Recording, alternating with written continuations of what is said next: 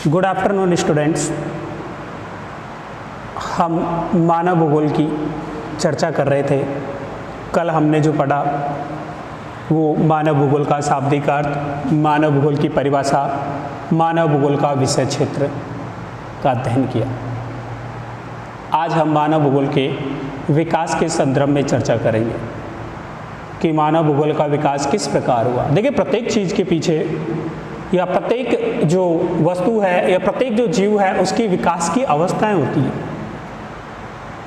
अर्थात प्रथम अवस्था, द्वितीय अवस्था, तृतीय अवस्था। इसी प्रकार जो मानव भूगोल है उसकी भी अवस्थाएं बताई गई हैं। अब उनका विभाजन अलग अलग तरीके से किया जा सकता है। जैसे मानव भूगोल के अंतर्गत बताया कि मानव भूगोल का जो विकास है शुरुआत में 19वीं शताब्दी से माना गया। 19वीं शताब्दी से माना गया। प्रारंभ में रैडजेल महोदय ने अपनी पुस्तक एंथ्रोपी ज्योग्राफिया को 2 खंडों में प्रकाशित किया। पहला खंड प्रकाशित हुआ 1881 और दूसरा खंड प्रकाशित हुआ 1891 में। तब से मानव भूगोल का, या यूँ कहा जाए कि तब से मानव भूगोल एक स्वतंत्र विषय के रूप में या स्वतंत्र मानव भूगोल विषय के रूप में आया। मानव भूगोल का जनक रैडजेल महोदय को ही कहा जाता है, कल भी पिछली क्लास में बताया था।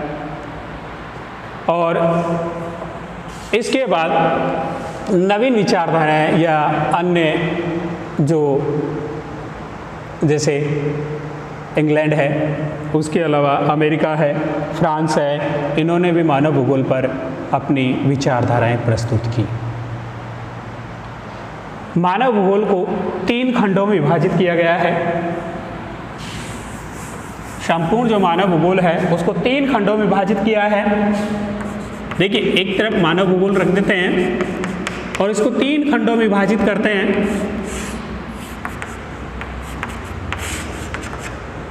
प्राचीन काल, मध्य काल, आधुनिक काल। 3 खंडों में विभाजित हुआ। मानव भूगोल को 3 खंडों में विभाजित किया, प्राचीन काल, मध्यकाल और आधुनिक काल।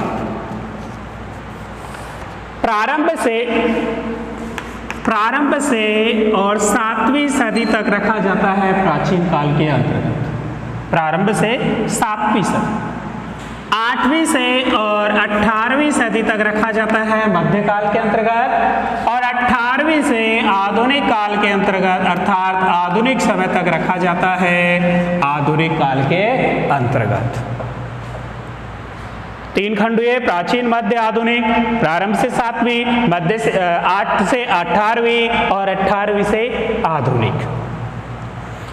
प्राचीन काल के अंतर्गत मानव है जो प्रकृति को अपना देवता मानता था। प्राचीन काल में मानव है प्रकृति को अपना देवता मानता था। जैसे अग्नि, जल, वायु आदि को देवता मानकर इनकी पूजा किया करता था।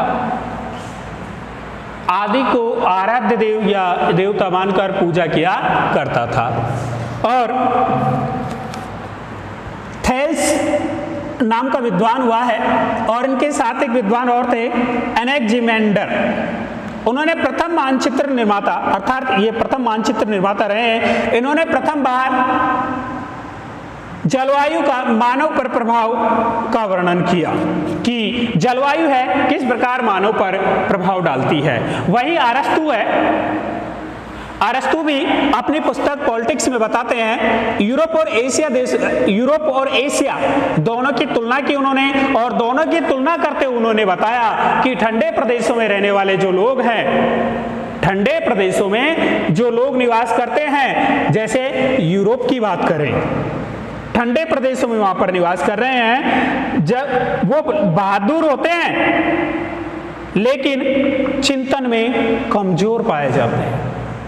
बहादुर तो होते हैं, ठंडे प्रदेश में बताया है अरस्तु ने कि बहादुर तो है लेकिन चिंतन में कमजोर होते हैं। वही एशिया की बात की है उन्होंने, और एशिया के संदर्भ में कहा है कि गर्म प्रदेश है, वीर है, बहादुर है और चिंतनशील होते हैं। वीर होते हैं, बहादुर होते हैं लेकिन चिंतनशील होते हैं। वो चिंतनशील में क्या होते हैं? कमजोर होते हैं। इस प्रकार मध्य प्राचीन काल में मानव भूगोल का इस प्रकार विकास माना जाता है। अब बात करते हैं मध्यकाल की। 8वीं सदी में जो अरबीय भूगोलवेता है, 8वीं सदी में अरबीय जो भूगोलवेता है, उन्होंने मानव भूगोल को व्यवस्थित क्रम में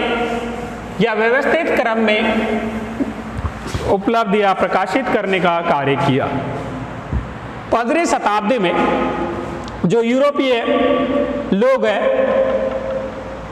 कोलंबस है, वास्को डी गामा है, इन्होंने अन्य देशों की यात्राएं की और अन्य देशों की यात्रा करते हुए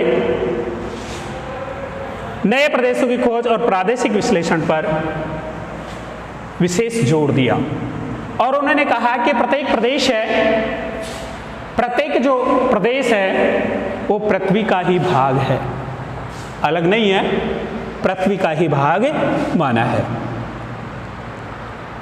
17वीं शताब्दी में एक विद्वान हुआ है कुल्लू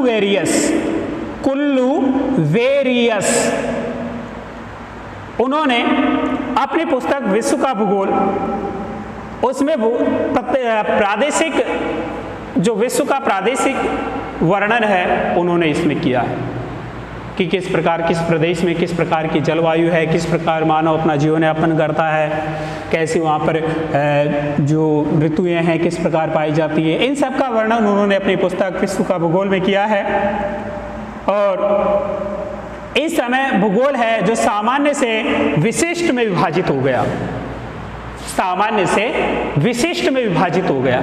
और सामान्य से विशिष्ट में विभाजित होते हुए इस समय को मध्यकाल को भूगोल का वर्गीकरण भी कहा जाता है, भूगोल का वर्गीकरण काल के नाम से भी जाना जाता है।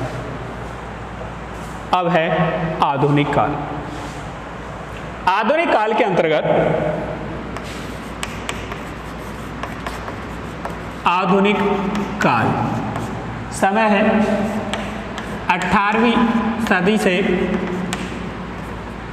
आधुनिक समय तक। 18वीं सदी से आधुनिक समय तक माना गया है। देखिए इस समय विभिन्न प्रकार की विचारधारा का जन्म हो चुका था और मुख्य रूप से हमारे जो सिलेबस में है उसमें इसे 4 भागों में विभाजित किया है। पहली है जर्मन स्कूल,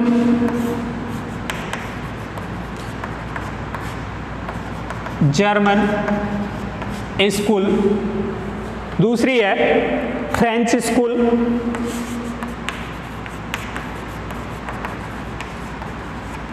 पहली जर्मन, दूसरी फ्रेंच, तीसरी है अमेरिकन स्कूल,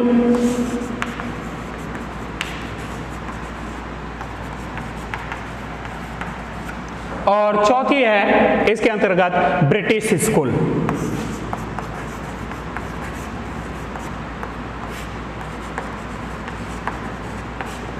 चार विचारधाराओं के रूप में विभाजित किया।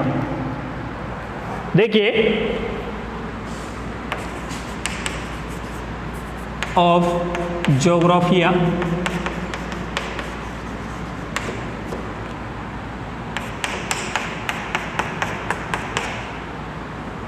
German school of geography, French school of geography, American school of geography और British school of geography.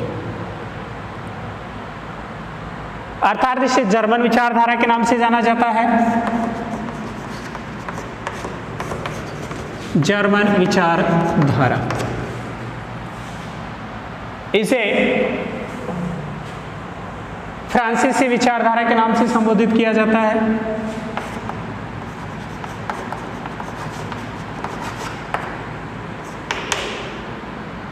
American विचारधारा से और ब्रिटिश विचारधारा से संबोधित किया जाता है, जिसमें शुरुआत में हम देख रहे हैं कि जर्मन स्कूल ऑफ ज्योग्राफी अर्थात जर्मन विचारधारा।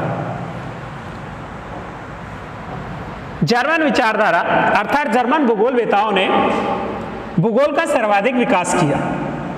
भूगोल का जो सर्वाधिक विकास किया वो जर्मन भूगोलवेताओं ने किया। और जर्मन भूगोलवेताओं में मुख्य रूप से जो विद्वान रहे उनमें रेडजेल है, हम्बोल्ट है, रिटर है और फ्रोवेल है। ये मुख्य विद्वान रहे हैं जर्मन विचारधारा के। इन्होंने कहा है कि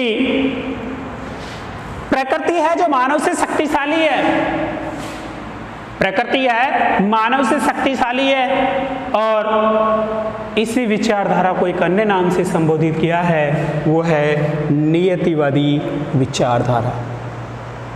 नियतिवादी विचारधारा, जर्मन विचारधारा, नियति विचारधारा, प्रमुख विद्वान हम्बोल्ट, रेडजेल, फ्रोवेल। और मानव को प्रकृति को अधिक शक्तिशाली माना है, जबकि मानव को इससे कम माना है। अर्थात यूँ कहें कि प्रकृति का दास है कौन? मानव। प्रकृति का दास मानव बताया गया है। दूसरी विचारधारा हम देखते हैं फ्रांसीसी विचारधारा।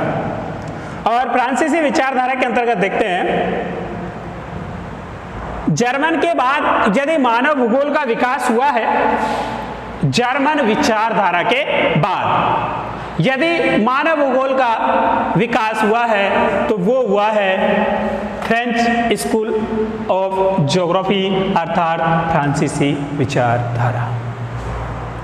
इस विचारधारा में जर्मन स्कूल ऑफ ज्योग्राफी अर्थात जर्मन विचारधारा की अपोजिट है।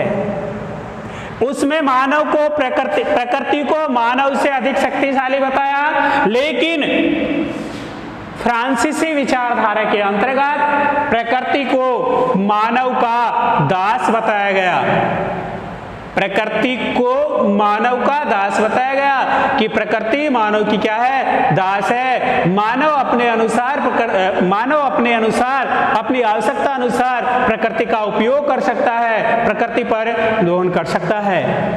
लेकिन यहाँ पर दोनों विचारधाराएं आपस में अलग अलग हो जाती है। अगली विचारधारा है तीसरी विचारधारा American school of geography. American school of geography में जो मुख्य विद्वान हुए हैं उनमें ग्रिफिथ टेलर है। और ग्रिफिथ टेलर को संभववादी विचारधारा का जनक माना जाता है। इस विचारधारा को रुको और जाओ के नाम से भी संबोधित किया जाता है। कई बार पूछा जाता है इस चीज को कि रुको और जाओ विचारधारा किस नाम से या अन्य किस नाम से जानी जाती है। ये पूछ लिया जाता है कि रुको और जाओ विचारधारा है किस विद्वान द्वारा बताई गई है, या किस विचारधारा या किस विद्वान ने इस विचारधारा का जन्मदाता माना जाता है। कई बार पूछा गया है इस चीज को, पिछले जो पेपर हुए हैं उनमें कई बार पूछा गया है। इसके अलावा फ्रेब है, ब्लास है, इनको भी संभववाद का जनक माना जाता है। देखिए दो शब्द आए इसके अंतर्गत, एक तो आया है संभववादी और एक आया है इसमें संभववाद।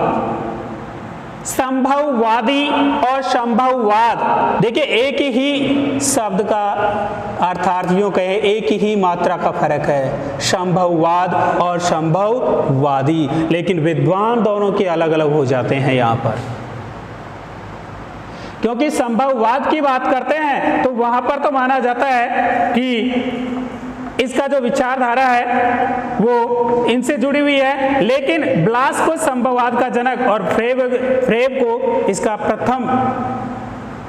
को प्रथम इसका जनक अर्थात संबोधित करता हुआ व्यक्ति माना जाता है। इसके बाद में अगली जो विचारधारा है इसमें ये बताया गया है कि इस विचारधारा में ना तो प्रकृति मानव का दास है और ना ही मानव प्रकृति का दास है। देखिए, दोनों उपयुक्त जो विचारधारा अर्थात पहले जो दो विचारधारा बताई गई थी उनमें पहली विचारधारा के अंतर्गत ये कहा गया था कि प्रकृति मानव का किसी भी प्रकार उपयोग कर सकती है, अपने आप को प्रकृति शक्तिशाली मानती है। लेकिन दूसरी विचारधारा अर्थात फ्रांसीसी विचारधारा में यह कहा गया कि मानव अधिक शक्तिशाली है, प्रकृति का किसी भी प्रकार से उपयोग कर सकता है। लेकिन अमेरिकन विचारधारा ये कहती है कि ना तो प्रकृति मानव का दास है और ना ही मानव प्रकृति का दास है। दोनों अपने विवेक से सामंजस्य स्थापित कर लेते हैं और मानव अपने विवेक से उपयोग अर्थात प्रकृति का उपयोग करते हुए अपने संपूर्ण कार्य कर लेता है। वही प्रकृति भी है, अपने आप को समायोजित कर लेती है। देखा जाए तो तीसरी विचारधारा है आधुनिक समय पर लागू होती है। दोनों उक्त विचारधाराएं हैं वर्तमान समय में भी लागू नहीं होती है। इसके अलावा अगली विचारधारा है उसमें ये कहा गया है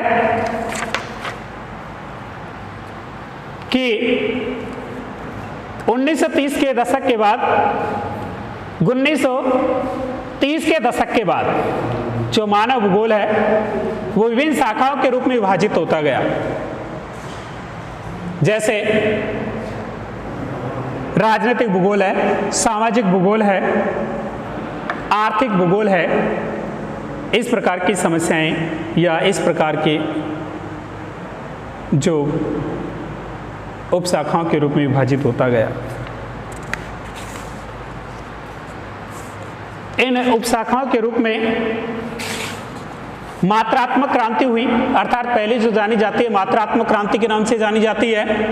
दूसरी मानव कल्याण परक मानवतावादी विचारधारा मानव कल्याण परक या मानवतावादी विचारधारा के नाम से संबोधित की जाती है। तीसरी क्रांतिकारी या रेडिकल विचारधारा के नाम से संबोधित की जाती है और चौथी है व्यवहारवादी आचार परक विचारधारा के नाम से संबोधित की जाती है। देखिए, पहली है मात्रात्मक क्रांति। मात्रात्मक क्रांति के अंतर्गत भूगोल में सांख्यिकी व गणितीय तकनीकी के प्रयोग के परिणाम स्वरूप परिवर्तनों को मात्रात्मक क्रांति कहा गया कि सांख्यिकीय और गणितीय तकनीकी का जब प्रयोग होने लगा, सांख्यिकी और गणितीय तकनीकी का प्रयोग होने लगा, उसके फलस्वरूप मात्रात्मक क्रांति का जन्म हुआ और इसे ही मात्रात्मक क्रांति कहा गया। इसका सर्वप्रथम प्रयोग बर्टन ने 1963 में किया। बर्टन विद्वान है, उन्होंने 1963 में मात्रात्मक क्रांति का प्रयोग किया और मात्रात्मक क्रांति का विकास भूगोल के सिद्धांत और प्रदेश विकासों के लिए किया गया था। इस विषय को वैज्ञानिक विषय बनाया गया या बनाया जा सके, इस मात्रात्मक क्रांति को दार्शनिक आधार पर प्रत्यक्षवाद है। अगली है उग्रवादी सुधारवादी विचारधारा या क्रांतिकारी विचारधारा। भूगोल में क्रांतिकारी विचारधारा का विकास 1970 में मात्रात्मक क्रांति के फलस्वरूप हुआ। इसमें सुधारवादियों ने गुणात्मक शोध द्वारा मानव पर्यावरण के संबंधों को स्थापित करने का प्रयास किया कि सुधारवादियों ने गुणात्मक शोध किए और मानव और पर्यावरण के बीच जो संबंध थे उनमें सुधार करने का प्रयास किया गया। आर्पीट व एंटीपोड रेडक्लिफ विचारधारा, डेविड हॉर्ड, इनका सभी का इसमें विशेष योगदान रहा। अगली विचारधारा है व्यवहारवादी आचार परक विचारधारा। व्यवहारवादी आचार परक विचारधारा, इस विचारधारा में मानव की आर्थिक जो क्रिया है उनके मानस पर आधारित होती है या मानचित्र होता है।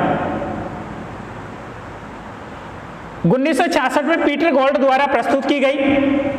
1966 में पीटर गोल्ड द्वारा यह विचारधारा प्रस्तुत की गई और इस विचारधारा में पर्यावरण की मानसिक इमेज बनाता है। मानव है जब पर्यावरण की मानसिक इमेज बनाता है और उसी के आधार पर निर्णय किया जाता है कि अपनी आवश्यकताओं की पूर्ति के लिए संबंधों का प्रयोग करेगा, कि अपनी आवश्यकताओं की पूर्ति के लिए वो किस प्रकार प्रयोग करेगा। और जो अंतिम विचारधारा है वो है मानवतावादी विचारधारा। इस विचारधारा का विकास तुआन व कर्क द्वारा 1970 में किया गया और इस विचारधारा से संबंधित लोगों के सामाजिक कल्याण की भावना रखी गई, अर्थात इस प्रकार के स्वास्थ्य संबंधी है या मानव समाज का किस प्रकार कल्याण हो, इस प्रकार के इसमें विचारधारा में संबंधित रखे गए हैं। इसी के साथ हमारा जो फर्स्ट चैप्टर है मानव भूगोल का, मानव भूगोल की प्रकृति, विषय क्षेत्र और मानव भूगोल की विषय क्षेत्र प्रकृति वो समाप्त होता है। देखिए प्रिय विद्यार्थियों, इस पाठ्यक्रम से विगत वर्षों में जो शॉर्ट प्रश्न होते हैं वो पूछे जाते हैं। इनमें से मुख्य रूप से अपन ने जो परिभाषाएं पढ़ी, 4 परिभाषाएं हैं। इसके अलावा पुस्तक का नाम है रेड जेल की का। इसके अलावा इनके द्वारा जो विचारधाराएं दी गई, इसके अलावा अन्य नामों से जाने जाने वाली विचारधाराएं हैं। इन सब का विशेष इस अध्ययन में महत्व है। यूँ कहूँ कि पिछले वर्षों में जो इस पाठ्य से प्रश्न आए हैं वो छोटे प्रश्न आए हैं, 1-1 नंबर वाले। पिछली भी क्लास में मैंने बता दिया था। आगे हम अगली क्लास कर लेंगे और उसके अंतर्गत विश्व की प्रमुख जनजातियों का अध्ययन करेंगे।